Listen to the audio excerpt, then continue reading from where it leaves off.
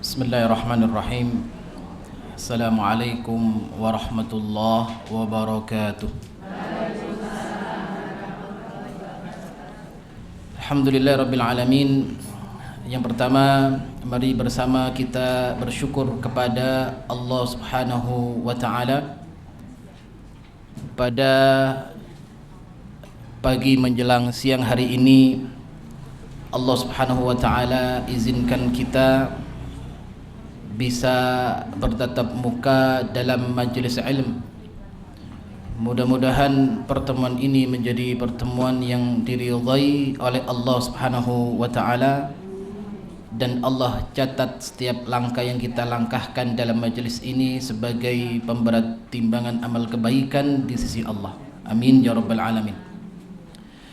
Salat dan salam mudah-mudahan senantiasa tercurahkan kepada Rasulullah sallallahu alaihi wasallam, dan mudah-mudahan kita semuanya termasuk kelak yang akan mendapatkan syafaatul uzma, syafaat Rasulullah sallallahu alaihi wasallam.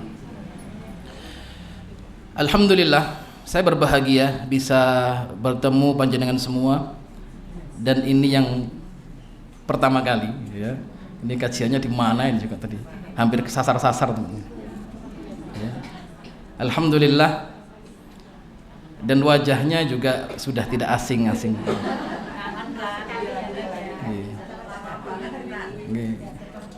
Sudah 20 tahun tidak bertemu. Alhamdulillah, mudah-mudahan Allah Subhanahu wa taala senantiasa menjaga panjenengan semua. Sehat selalu, tambah ibadahnya, dan berkah hidupnya. Baik, insya Allah ke depan kita akan berbicara sesuatu yang penting di dalam hidup, dan kita harus memahami bahwasanya Allah Subhanahu wa taala menciptakan manusia li ajlil ibadah. Itu tujuan utama.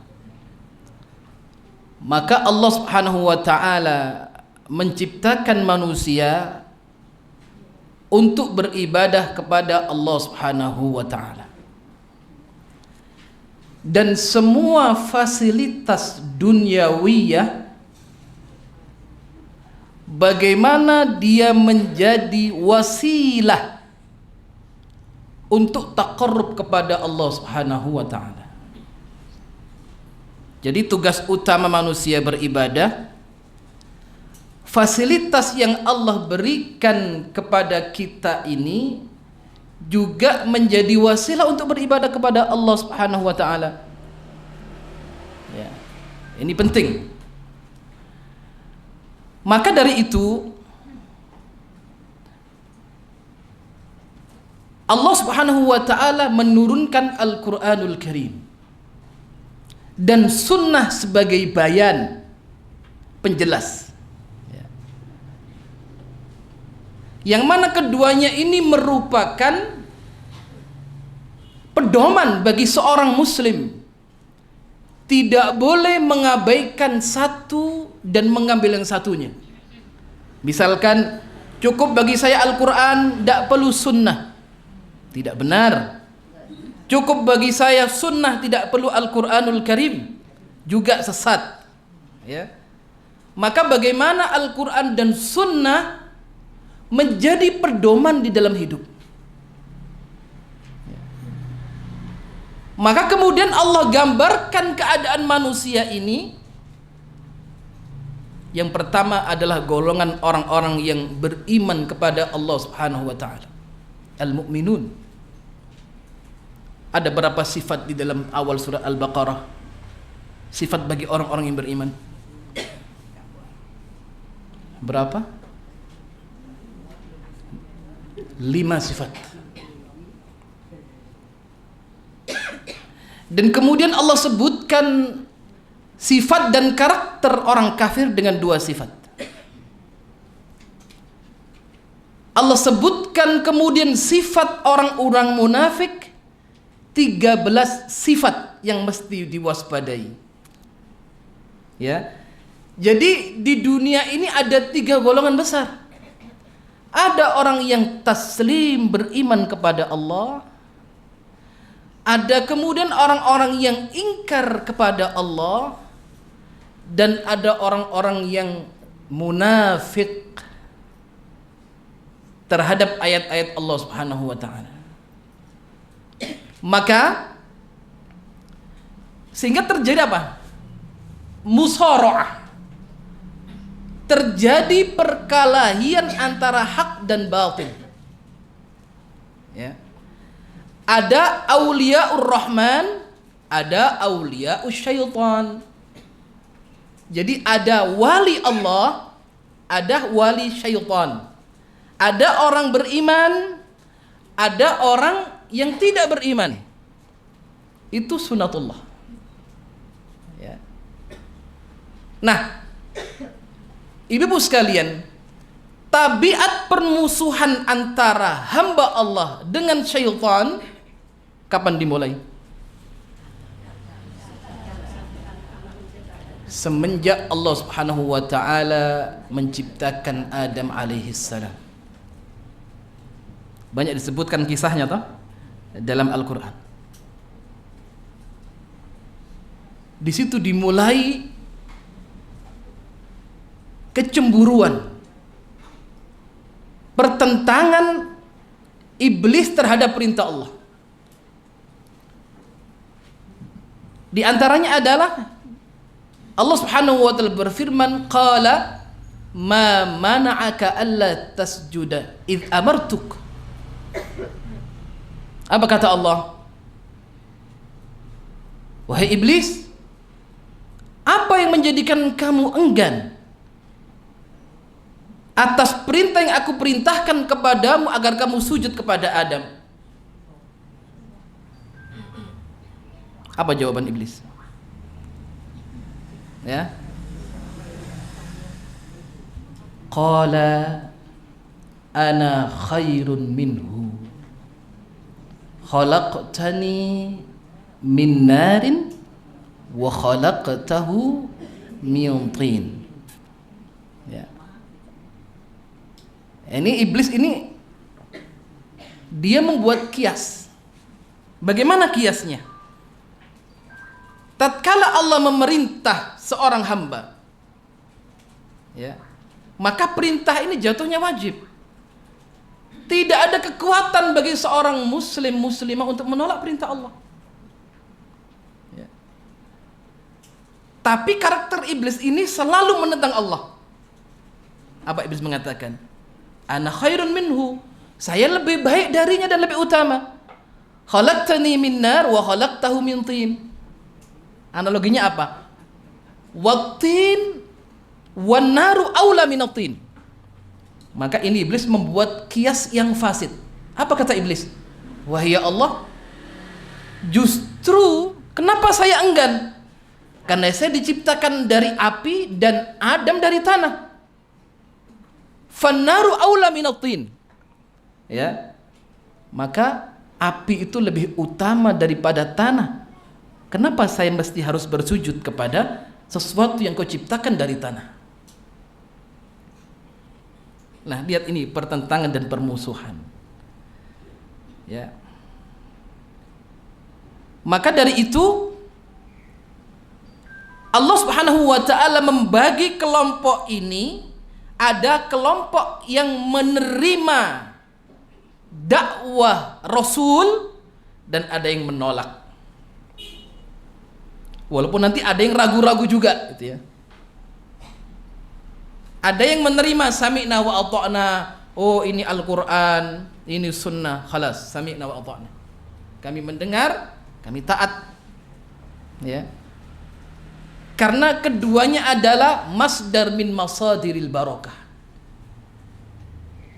Sumber dari sumber keberkahan. Jadi orang itu kalau di hatinya ada Al-Quran, hidupnya barokah. Ya. Apapun aktivitas kita itu kalau dekat dengan Quran, memberkahi sekelilingnya. Itu ya. Alhamdulillah, Masya Allah, Allah subhanahu wa ta'ala masih bimbing saya, panjenengan semua, ya, bagaimana cinta kepada kalamullah, ya. Pernah ada testimoni seorang hafizul Quran, ya, diberikan kepadanya Al-Quranul Karim. Ini Al-Quran, ada seorang hafid, ini Al-Quran diserahkan, kemudian sama presenternya, silakan dibuka itu Quran. Begitu dibuka, tidak ada tulisannya, dia hanya kertas kosong tanpa ada tulisan firman Allah subhanahu wa ta'ala. Apa yang dilakukan seorang hafid? Bagaimana saya membaca kondisi ini nggak ada tulisannya? Kemudian sang penanya mengatakan, bagaimana wahai fulan, kalau seandainya Al-Quran itu dicabut dari hatimu sehingga hilang seketika, maka orang ini menangis, ya.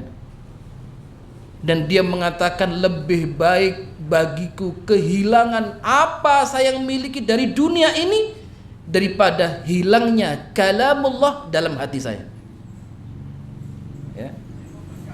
Lebih baik Allah ambil paksa dunia saya, rumah saya, harta saya, kemudian jabatan saya, daripada Allah ambil Al-Quran ini dari dada saya. Akhirnya apa? Tidak ada kecintaan, yang ada hanya kebencian, ya. Fadlun minallah yu'tihi man yasha. Alhamdulillah, ya. Allah subhanahu wa ta'ala jadikan hati kita ini rindu kepada ilmu, ya, rindu kepada majelis ilmu, rindu kepada kalam Allah. Nah, kemudian apa? Nah, iblis ini karena menentang Allah, dia membuat kias yang rusak, ya.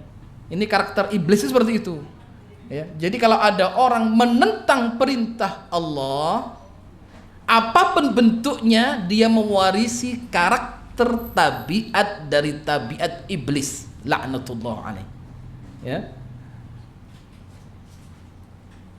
Maka kemudian Allah bagi dua kelompok, ada ahlul haq dan ada ahlul dalal, ya. Dados wonten tiyang niku yang berpegang teguh di atas al-haq, dan ada orang yang cenderung kepada kebatilan. Ini pertemuan nggak pernah selesai. Kapan terjadinya musyawarah selesai ini? Sampai hari kiamat, ya, akan selalu ada. Maka dari itu disebutkan banyak dalam firman Allah Subhanahu wa taala bagaimana karakter iblis dan sekutunya selalu menghina, mentertawakan, memojokkan, menyalahkan orang-orang yang beriman. Itu karakternya, ya.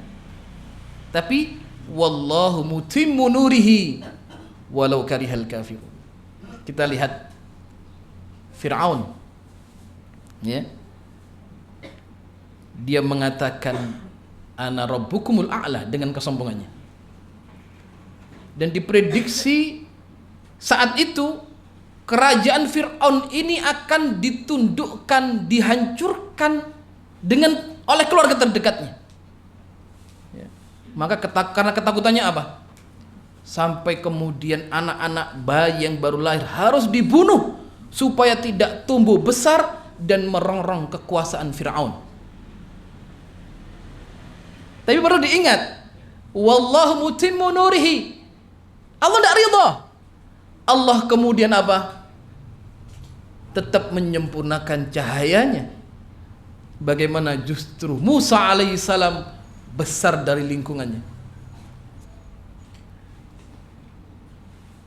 ya. Jadi upaya musuh-musuh ini untuk menghancurkan Islam luar biasa, ya. Kita lihat, ya, setelah runtuhnya kekhilafan Utsmaniyah, Ottoman, pada tahun 1924, ya. Kemudian Yahudi bersumpah setelah itu, kami akan membasmi habis siapapun, kelompok, pribadi, lembaga yang berusaha untuk kembali menegakkan agama ini, artinya agama Islam. Sampai kemudian bagaimana saat itu setelah runtuhnya kekhilafahan, apa yang pertama kali dihapus? Bahasa Arab. Ya. Bagaimana orang dibuat benci dan tidak suka tentang Arab. Ya. Maka azan pun dikumandangkan dengan bahasa selain Arab. Ya. Sampai cara berpakaiannya pun dirubah ke barat-baratan. Sampai cara makannya pun harus ada sendok dan garpu. Rapi seperti ini makannya. Bagaimana cara dialog bahasa, semuanya dirubah. Karena sekularisme itu memisahkan negara, agama dari negara. Tidak boleh. Ya. Jadi benar-benar dibuat sampai tidak kenal agamanya. Maka didapati sampai ada seorang tidak tahu waktu azan, ya, sampai tidak tahu namanya waktu sholat. Itu orang udah usia sekitar 50 atau 60 tahun, karena sudah dibuat jauh daripada apa? Dari agama ini. Nah, sesekuler-kulernya Kemal Atatürk, lihat makarnya Allah. Begitu banyak orang yang meninggal jenazah, akhirnya mereka tidak bisa mensolati, tidak bisa memandikan, nggak bisa mendoakan, gitu ya. Jadi mereka ini walaupun sekuler masih takut masuk neraka, gitu. Ya. Jadi berharap kalau ada orang mati ya dikafani karena dia muslim, ya dimandikan, ya didoakan. Akhirnya karena ketakutan luar biasa, nggak ada masyarakat yang jadi kiai, yang jadi mudin, yang bisa mendoakan, maka dibuatlah ma'had imam dan khatib.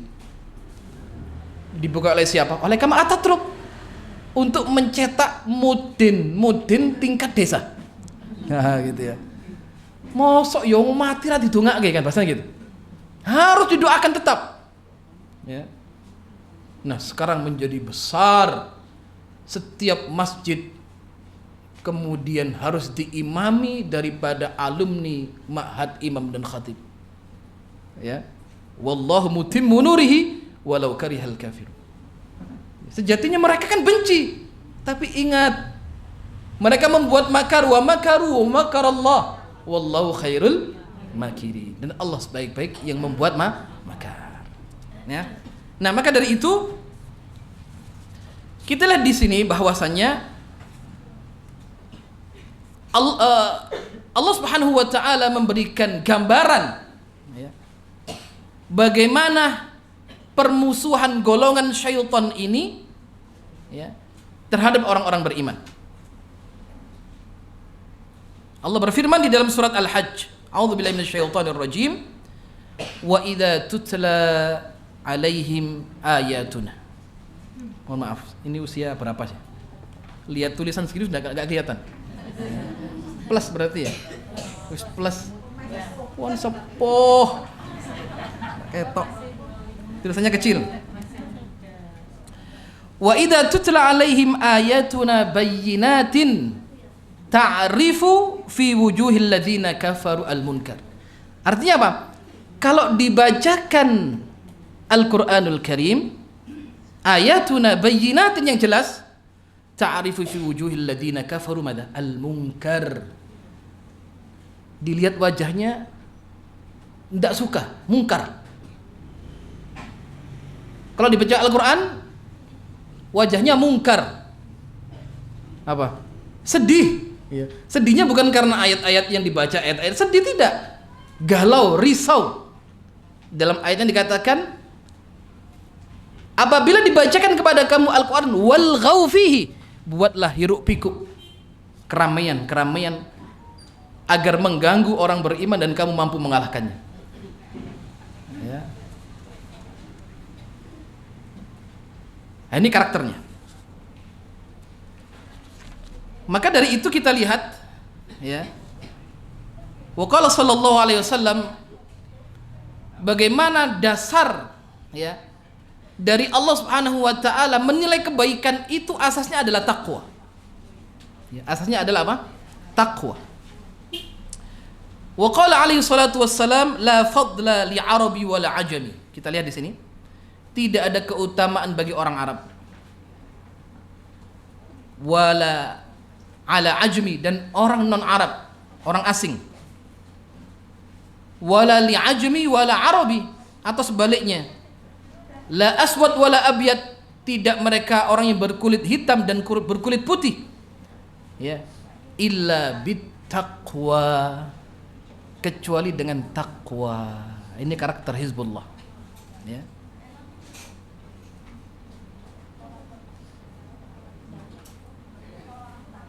Kata beliau, kullukum li Adam wa Adam min turab. Kalian semua dari anak Adam, dan Adam diciptakan oleh Allah min turab, dari tanah. Wa qala aidan, Rasul mengatakan, innallaha adhhaba ankum abiyatal jahiliyah wa fakhrul aba. Allah menghilangkan dari kalian fanatik kejahiliaan, kemudian membanggakan al-aba, keturunan. Mu'minun taqiyun aw fajirun syaqiyun. Jadi yang ada itu adalah apa? Seorang hamba yang bertakwa atau seorang yang berdosa. Ya. Maka termasuk karakter sifat kejahilian itu adalah fakhru bil aba. Membanggakan apa? Al-aba, nenek moyangnya, gitu ya. Termasuk karakter sifat dari sifat jahiliyah, ya. Nah, sedangkan kemudian Allah tidak melihat itu. Walakinna Allah yanzuru madza ma fi qulubikum wa amalikum. Apa yang dilihat oleh Allah? Amal dan hatinya. Adil Allah Subhanahu wa taala.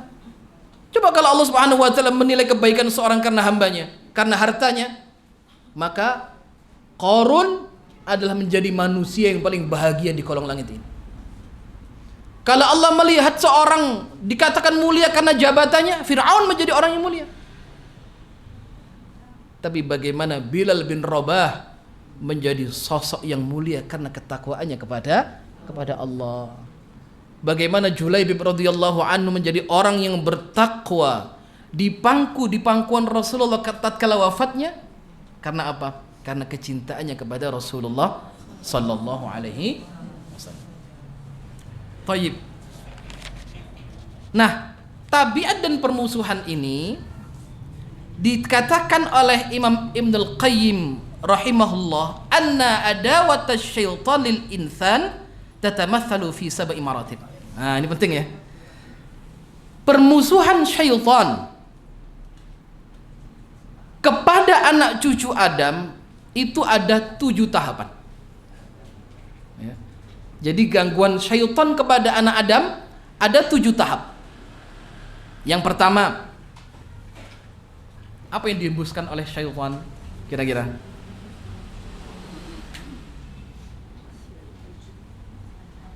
Ini yang pertama, tahapan syaitan untuk menjerumuskan anak cucu Adam, dihembuskan al-kufr wa syirk. Kufur dan kesyirikan. Ini senjata utamanya ya. Jadi dihembuskan kepada anak cucu Adam al-kufr wa syirk. Kekufuran dan kesyirikan. Wa mu'adatullah wa rasuluh. Bagaimana orang memusuhi Allah dan Rasulnya.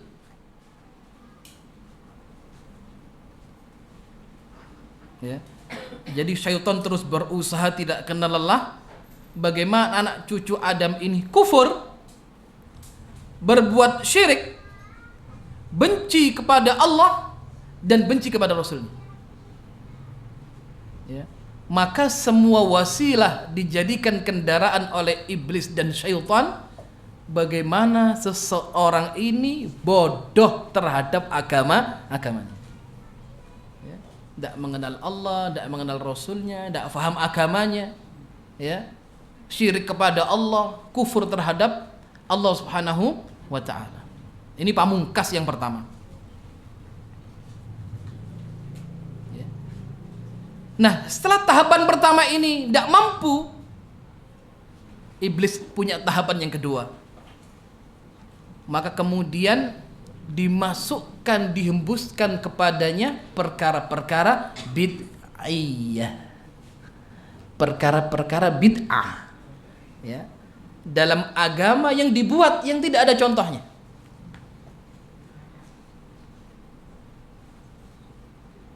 Kenapa nomor 2 bid'ah bukan yang lain? Karena kebid'ahan ini ahabbu ilaihi minal fusuq. Ya. Kenapa iblis lebih senang bid'ah daripada kefasikan? Wala isyan dan maksiat.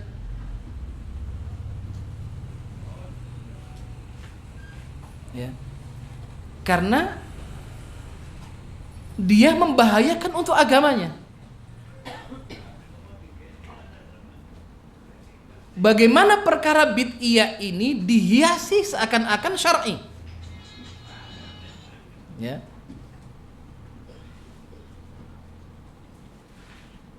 Jadi lebih membahayakan daripada fusuk, ya. Dan isyan, kemaksiatan yang lain, ya. Karena dia kaitannya bahayanya besar, tapi dibuat halus seperti dia beribadah, ya. Tapi tidak ada landasan syar'i. Bagaimana orang membuat amalan-amalan tanpa landasan syar'i? Ya. Kadang orang berani beramal, sumbernya mimpi. Ya. Loh, orang nggak boleh mimpi? Boleh. Ya. Dengan meninggalnya Nabi terputus wahyu itu, ilal mubasyirat, kecuali kabar gembira, ya. Maka akhirnya apa? Mimpi seorang mukmin di akhir zaman mendekati kebenaran. Tapi ingat, mimpi itu bukan dalil, tapi mimpi penguat dalil. Misal kita, ya, karena lagi futur, kemudian sholat tahajudnya misalkan nggak pernah, jarang, kemudian bermimpi bertemu seorang yang mengajak, Bu, mbok tahajud sampean iku, ya, sampean nggak bisa bangun pagi. Ini mimpi yang bagus. Kenapa? Salat tahajud ada dalilnya, ya. Maka mimpi ini menguatkan dalil yang sudah ada. Namun terkadang perlu diingat, berapa banyak amalan, ya, yang didapatkan dari mimpi bahkan bertentangan dengan dalil, kemudian dijadikan pijakan, ya. Ada sampai karena orang berlebihan, tidak berani seorang bertindak kecuali menunggu mimpi, kesuwen, kelamaan, ya. Bismillah. Maka Allah lewat Rasulnya mensyariatkan istikharah, minta kepada Allah petunjuk, kan gitu. Gak usah menunggu mimpi, ya. Setiap bertindak dalilnya, hujahnya mimpi. Setiap mau beraktivitas, Anda mau pindah kemana? Anda mau kemana? Saya tak tidur dulu, tak ngimpi dulu. Nah, gitu ya. Ya. Nah, ini banyak orang tersesat di sini. Ya. Akhirnya apa? Berapa banyak amalan-amalan baru yang dibuat landasannya mimpi. Ya. Bahkan ada yang kemudian menyelisih syar'i.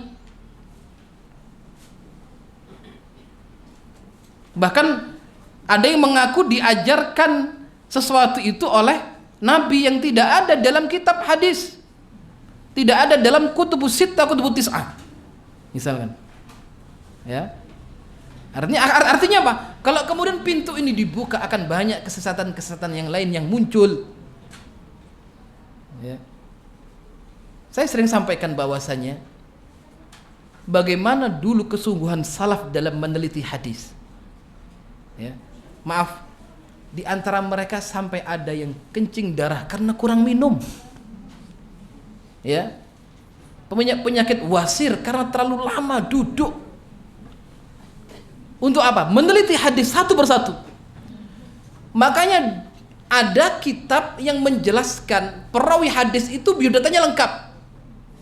Nama fulan, dia berguru kepada siapa, muridnya siapa, dia mengambil hadis dari jalur siapa, ya, bagaimana kecerdasannya, bagaimana kekuatan hafalannya, lengkap diteliti.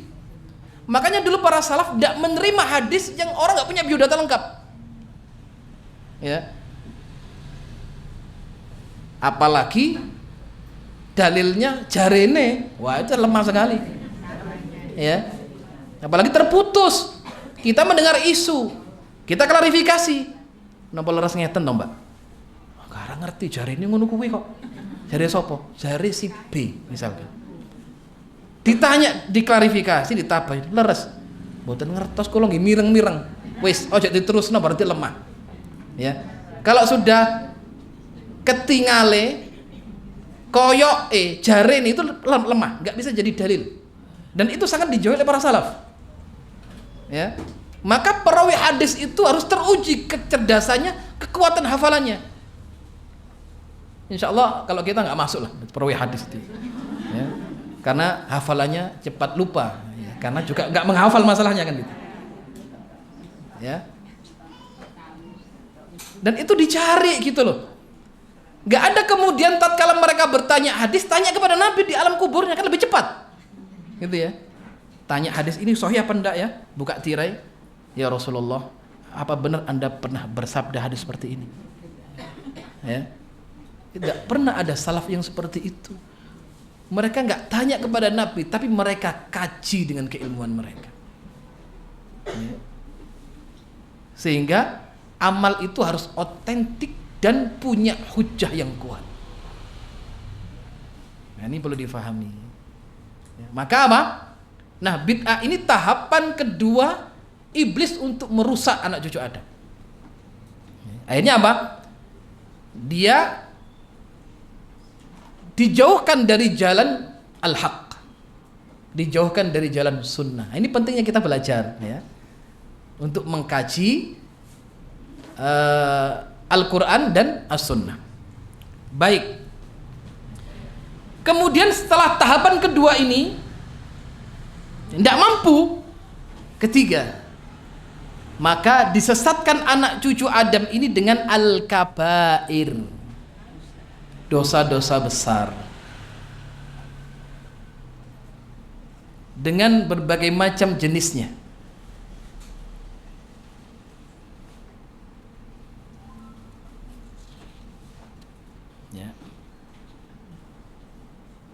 Enjoy dengan dosa-dosa besar. Bid'ah tidak mampu, disesatkan dalam al-kabair.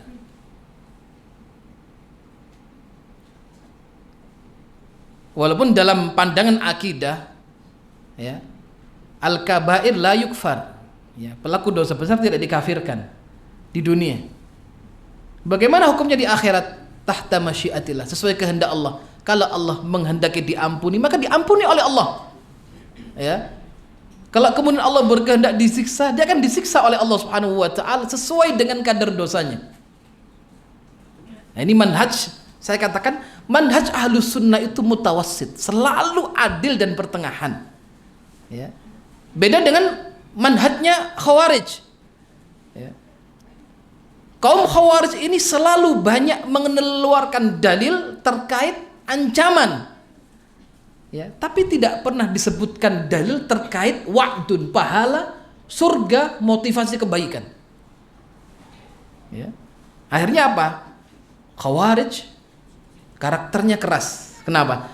Dalil yang digunakan dalil-dalil ancaman saja.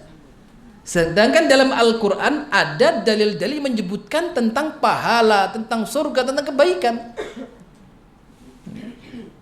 Maka saya katakan, termasuk pendidikan yang salah kepada anak, tatkala kita memerintah anak kemudian menakut-nakuti dengan neraka, dosa, laknat, Allah murka dan marah. Nggak boleh. Ya. Karena kelak dia akan tumbuh besar mengenal Allah, marah, Allah menyiksa, Allah punya neraka, dan Allah melaknat. Ya. Bukankah Allah punya surga? Bukankah Allah berbicara banyak pahala? Bukankah Allah maha rahmah? La tayasu min rauhillah, innallaha yaghfiru dzunuba jami'a. Ya, Allah menghapus semua dosa itu. Ya. Nah, ini manhaj Khawarij. Ada manhaj yang longgar, terbalik ya. Ayat yang digunakan ayat-ayat wa'dun, pahala, surga, tapi menafikan ayat-ayat ancaman, sehingga jadi seperti kelompok Murji'ah. Bagaimana orang Murji'ah itu? Orang sesoleh apapun, sebaik apapun amalnya, tidak mampu memberikan pengaruh pada imannya. Sebaliknya, dia berbuat dosa sebesar apapun itu tidak mampu menggoyahkan keimanannya. Kalau Khawarij itu ekstrim, kalau Murji'ah itu longgar. Ya. Murji'ah ini bahaya. Artinya kita ini bun ngaji setiap minggu 4 kali, tahajudnya masya Allah, puasa sunnahnya oke, sodakonya banyak, imannya sama. Kenapa? Amal itu tidak menambah keimanan Anda. Itu Murji'ah. Karena difahami ayat-ayat hanya terkait dengan kelonggaran Allah. Maka bagaimana Ahlussunnah? Kedua-duanya difahami. Kita membaca ayat tentang ancaman, juga berbicara ayat-ayat tentang surga. Ya. Itu kan ada dalam Al-Qur'anul Karim. Berapa banyak syariat-syariat Allah dituangkan dalam Al-Qur'an. Ya. Ada sabilul mujrimin, ada sabilul mu'minin. Jalan orang-orang yang berdosa, ada jalan orang-orang yang beriman. Ya. Nah, begitu kabair tidak mampu, maka kemudian disudutkan kepada as-saghair, yaitu dosa-dosa kecil yang dianggap remeh. Ya, dosa kecil ini idza ijtama'at, kalau dia terkumpul, ahlakat sahibah. Ya. Orang yang berbuat binasa. Maka Rasul mengatakan, iyyakum wa muhaqqiratiz dzunub. Jauhilah dosa-dosa kecil, hina. Ya, dalam pandangan kita kecil tidak ada masalah. Oh, dosa kecil aja tidak apa-apa. Ya. Kata Rasulullah, iyyakum wa muhaqqiratiz dzunub. Ya. Fa inna mithla dzalika qaumun nazalu bi falatin minal ard. Ya. Ini terkadang dosa-dosa kecil yang dianggap ringan ini bisa menjadi berkumpul akan menghancurkan, membinasakan orang yang berbuat. Ya. Apa dosa-dosa kecil? Dikatakan bahrun la sahila lahu. Apa definisi dosa besar itu? Dosa-dosa besar itu disebutkan dengan tertib dalam Quran Sunnah. Ada ancaman khusus, baik dengan neraka, laknat dan murka. Itu dosa besar. Tanda ciri dosa besar adalah dia disebutkan langsung oleh Quran atau Sunnah. Misalkan dalam hadis, ijtanibu sab'al mubiqat, jauhilah 7 dosa yang menghancurkan. Berarti dosa besar, gitu ya. Disebutkan detail, asyirku, as-sihru, ar-riba, dan seterusnya dan seterusnya. Ya. Dan ada ancaman khususnya. Oh, pelaku riba, dia akan dimasukkan dalam sungai dari sungai neraka. Dia akan berenang di situ. Setiap mau sampai di tepinya, dimasukkan batu pada mulutnya sampai hancur. Dia kemudian berenang kembali. Di sana ada malaikat dan seterusnya. Ada ancaman khusus. Itu dosa besar. Adapun dosa kecil adalah dosa yang tidak disebutkan secara jelas dalam Quran dan Sunnah. Dan tidak ada ancaman khusus. Ya. Dikatakan dalam hadis, innallaha kataba ala ibni Adam nasibahu minaz zina. Allah tuliskan anak cucu Adam ini bagian-bagiannya dari zina. Apa itu? Fal ainan zinahuman nadhar. Kedua mata zinanya melihat. Wal udhunan zinahumal istima'. Kedua telinga zinanya mendengar sesuatu yang Allah larang. Kemudian wal qalbi yahwi wa yatamanna. Kemudian zinanya hati yahwi, memperturutkan hawa nafsu dan berangan-angan. Dan seterusnya dan seterusnya. Itu dosa kecil. Ya, maka dari itu dikatakan iyyakum wa muhaqqiratiz dzunub. Nah, manakala yang 4 ini juga tidak mampu, yang kelima, apa itu? Isyghal bil mubahat. Dia akan disibukkan dengan perkara-perkara mubah. Apa itu mubah definisinya? Boleh, sesuatu yang dibolehkan. Mubah. Makan minum mubah. Ya. Isyghaluhu bil mubahat. Maka akan disibukkan dengan perkara-perkara mubah. Jadi mubah itu la thawaba fiha wala iqab. Amalan yang tidak ada hukumannya, tidak ada pahalanya. Tapi kalau Anda meniatkan taqarrub, jadinya ibadah. Nah, itu bagus, ya. Makan mubah. Tapi begitu Anda makan diniatkan agar bisa beribadah, makan yang mubah menjadi ibadah. Nah, itu orang kalau pandai berniat, ya, sesuatu yang mubah jadi ibadah. Ya, apapun itu, Anda minum air putih misalkan, apapun yang Anda minum yang halal, Anda niatkan ibadah, yang mubah jadi ibadah. Ya. Nah, terkadang kita ini disibukkan dengan perkara-perkara mubahat yang mubah sampai kemudian berlebihan. Ya. Nah, akhirnya apa? Kemudian disibukkan dengan perkara-perkara yang mubah, maka kemudian melalaikan perkara-perkara yang asasi.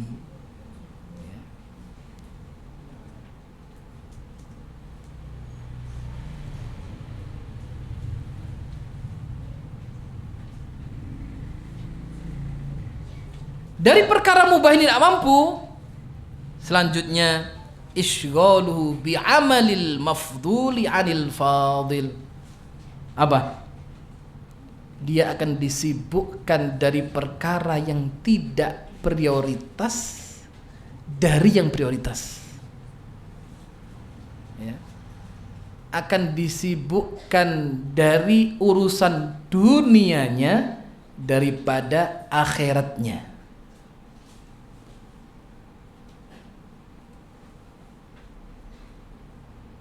Loh, apa tidak boleh orang mencari dunia? Boleh. Wabtaghi fima ataqallahu daral akhirah wala tansa nasibaka minad dunya. Boleh mencari dunia. Boleh orang cinta dunia? Boleh. Ya. Ada orang yang tidak cinta dunia. Ya. Ya. Ada dulu sahabat yang mentalak dunia, ditalak betul dunia. Ya. Bolehkah seorang mentalak dunia? Dulu sahabat ada yang mentalak dunia itu. Ada seorang gubernur Hims, ya, saya lupa namanya, Sa'id bin Amir. Seorang gubernur itu mentalak dunia. Gubernur mentalak dunia zaman sahabat, ya. Sa'id bin Amir menjadi gubernur di Hims, di Suriah saat ini. Dia dilaporkan rakyatnya perkara 3 hari dia keluar, 3 hari bolos. Ini gubernurnya. 3 hari muncul, 3 hari ngilang. Akhirnya sama rakyat dianggap gak bertanggung jawab. Banyak rakyat yang mengeluh, harus diperhatikan dan didengarkan.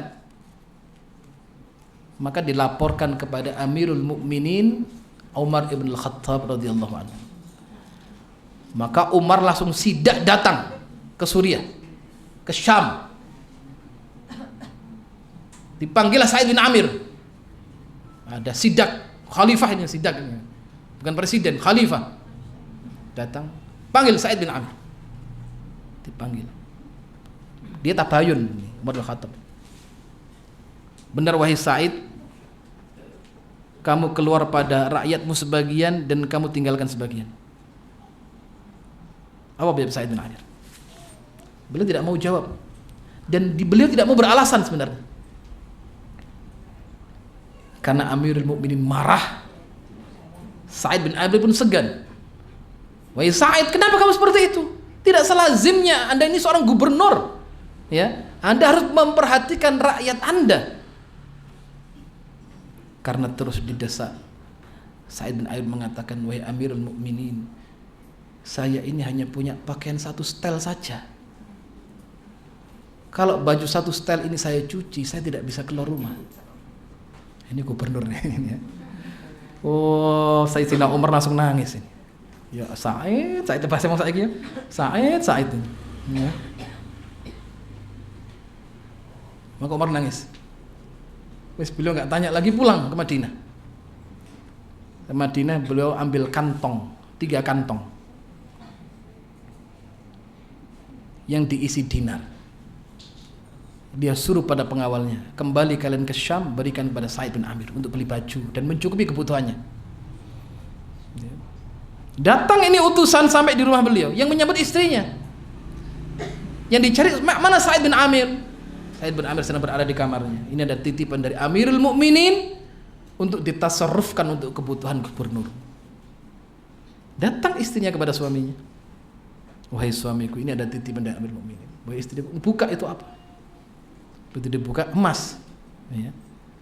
Emas zaman dulu kiloan, ya. Sekarang gram-graman. Ya. Dikasih emas. Sa'id bin Amir lihat emas, nangis.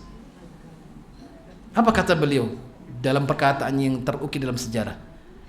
Dakhalat alayya dunya litufsida akhirati. Celaka wahai istriku, telah masuk kepadaku dunia untuk merusak tabungan akhirat saya.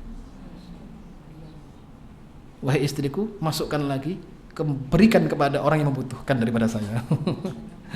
Jadi kalau dipikir orang yang paling miskin gubernurnya cuman. Tapi beliau kaya, ya. Dalam pandangan biasanya, aku ini sugih, jadi semua melarat ini. Ya. Walaupun orang melihat tidak mampu, tapi beliau mampu kan gitu. Itulah qanaah. Ya. Itu nggak ditemukan orang-orang sekarang. Ini sahabat. Ya. Dan juga tidak semua sahabat ada yang seperti itu. Ya, orang bermacam-macam lah ya. Ada orang yang kaya raya seperti Sayyidina Utsman, misalkan ya. Masya Allah. Ada Abu Bakar As-Siddiq menginfakkan semua hartanya dalam perang Tabuk. Sampai Rasul mengatakan, wahai Abu Bakar, ini semua hartamu kamu berikan. Iya ya Rasulullah. Bagaimana keluargamu? Allah wa Rasul. Allah dan Rasulnya cukup untuk keluargaku. Sayyidina Umar nggak mau kalah, separuh hartanya diberikan. Sayyidina Utsman 315 onta dan semua perbekalannya.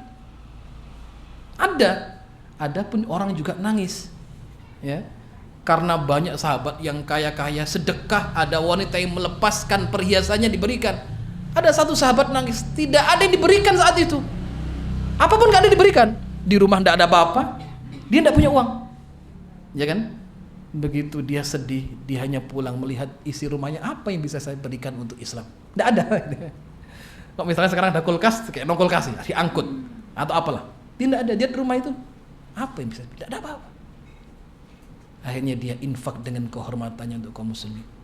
Saya tidak punya apa, Ustaz, saya sedekah. Kehormatan saya berikan untuk Allah dan Rasulnya. Ya. Dan kemudian diterima oleh Allah. Ya. Nah, itu karakter para sahabat radhiyallahu anhum ajma'in. Nah, bagaimana isghal bi amalil mafdul anil fadil? Yaitu setan itu bagaimana seorang itu tertipu dengan sesuatu yang tidak prioritas dari yang prioritas. Ya. Kadang yang tidak prioritas harus dimenangkan daripada yang prioritas. apalagi sudah bertempur dalam hati itu ya. Ngaji ora. Seorang ngaji wae. Nah gitu ya. Misalkan pengajian enggak wae. Ya. Apapun gitu ya. Selalu ada was-was atau syaitan. Ya. Kadang menggagalkan tilawah gaib dalam majelis taklim. Dilihat susahnya enggak prioritas juga itu. Itu berarti itu lihainya iblis masuk dalam apa? Amal manusia. Halus, tidak kelihatan gitu ya. Seakan-akan dia baik gitu. Nah, disinilah kemudian banyak manusia yang terjebak. Artinya isyghal bi amalil mafdhul 'anil fadil. Ya. Kenapa syaitan seperti itu? Agar cucu Adam ini hilang banyak keutamaan. Gitu ya. Hilang banyak keutamaannya. Tidak punya banyak pahala. Harapannya menjadi temannya di neraka sa'ir. Ya, harapannya menjadi kawannya di neraka. Ya, nggak ada iblis yang ridho orang masuk surga, nggak ada. Dicari mana kawanku? Ya, ayo masuk neraka jamaah. Gitu ya. Sedangkan Allah mengajak untuk masuk surga jamaah, iblis mengajak mana? Sekutuku untuk masuk surga secara bersamaan. Ya. Wa qalu ma lana la nara rijalan kunna na'uddu minal asyrar. Ya, bagaimana tatkala orang-orang beriman dihina sebagai orang yang jahat, orang yang kejam, orang yang tersesat. Apa yang dicari oleh ahli neraka di neraka? Wa qalu ma lana la nara rijalan kunna na'uddu minal asyrar. Begitu orang kafir di neraka dia toleh kanan kiri. Mana ini orang yang dulu saya anggap jahat? Mana ini orang dulu yang kami anggap gila? Mana dulu yang kami anggap seorang penyair? Kok enggak ada di sini? Mana enggak ada nih? Di mana beliau? Di surga. Enggak ketemu gitu ya. Wa qalu ma lana la nara rijalan kunna na'udduhu minal asyrar. Mana dulu orang yang kami anggap jahat? Kok enggak ada di neraka? Harusnya kalau jahat di neraka kan gitu. Ya. Bagaimana orang kafir mengatakan Muhammad majnun, seorang penyair, seorang pembohong? Bagaimana sahabat dikatakan pembohong, penjahat? Kok enggak ada di neraka? Harusnya kalau penjahat di neraka betulan. Di mana mereka? Di surga. Ya. Karena tabiatnya orang beriman ini baik. Ya. Ahli neraka sih ngemis juga kepada ahli surga. Begitu ahli neraka melihat ahli surga bergembira, apa yang diminta? Seteguk air. Ya. An afidhu alaina minal ma'i aw mimma razaqakumullah. Wa ahli surga, beri saya seteguk air. Atau apa yang Allah berikan kepada kalian. Ya. Wong iman ki apik tabiatnya. Diminta itu enggak tega, mau diberi gitu ya. Mesti kayak seteguk enggak agak hausan selama-lamanya. Karena minuman di neraka tidak menghilangkan dahaga. Ya. Makannya tidak menghilangkan rasa lapar. Makanan minuman ahli neraka menghancurkan gitu. Bagaimana beda seteguk air? Begitu mau dikasih ditanam malaikat. Tidak haram ini untuk orang-orang yang berada di neraka. Allah haramkan minum dan makanan ini untuk orang yang ingkar kepada Allah Subhanahu wa taala. Balasan mereka sekarang ini. Ya. Dulu orang iman diilok-ilok kan. Ya. Ainahum fil jannah. Mereka di surga. Nah, talbis iblis untuk mengecoh seorang dari perkara amal yang prioritas jadi tidak prioritas, ya. Untuk apa? Supaya kehilangan banyak keutamaan. Ya, sehingga keutamaan cukup banyak. Ya. Maka dari itu, bagaimana Allah Subhanahu wa taala tatkala membuka pintu keutamaan yang banyak, maka iblis menutupnya. Nah, kemudian daripada ini tidak mampu, fa idza a'jazahul abdu min hadhihi al-maratib sittah, dari 6 perkara ini tidak mampu, sallata alaihi hizbahu minal ins wal jin, maka syaitan akan merangkul sahabat dan kawan-kawannya dari golongan manusia dan jin bi anwa'il adza, ya, untuk menghukum orang-orang beriman. Wat takfir, wat tadlil, menghina, memojokkan, membunuh, memenjarakan, mengusir dan seterusnya. Ya. Karena tidak mampu, maka masuk yang dipegang kekuatan manusia. Ya. Ada kekuatan manusia dan kekuatan jin. Ya. Namun orang kalau punya asal dan pokok akidah yang kuat, maka mereka mampu menghadapi ujian ini dengan sebaik-baiknya. Akhwat dan umat fiddin azzakumullah. Maka dari itu perseteruan antara hak dan batil, antara auliaullah wa auliaur rahman akan terus berjalan sampai datangnya kiamat. Ya. Nah, tentunya bagaimana janji Allah? Innal arda yarithuha ibadiyas salihun. Siapa orang-orang yang menang? Orang-orang yang beriman, orang-orang yang sabar sembarangi, sabar ngajinya banyak. Ya, kemudian majelis ilmunya masya Allah, ibadahnya tertib, tepat waktu sholatnya, ya, kemudian banyak membantu saudaranya. Ya, itu orang-orang yang baik yang kemudian kalau apa? Allah menangkan. Al arwahun junudun mujannadah. Ya, bagaimana kita ini dipertemukan dengan orang-orang yang baik. Kenalilah kebaikan, maka Anda akan bertemu dengan orang-orang yang baik. Kenapa? Karena ruh itu adalah seperti sekumpulan tentara yang berbaris rapi sebenarnya. Ya, kalau hati kita baik, ketemunya orang baik. Ya. Kalau hati kita ini tidak baik, ketemunya orang tidak baik. Nah, hati baik ini harus dididik, ya, dididik dengan ilmu. Ya, dari ilmu bertambah, insya Allah amalnya tambah. Kalau amalnya tambah, imannya tambah. Itu ya. Nah, harapan-harapan ini yang kemudian kita usahakan bersama untuk meraih keistiqomahan di atas jalan Allah Subhanahu wa taala. Akhirnya kemudian juga mampu mawas diri dan menjaga diri daripada apa?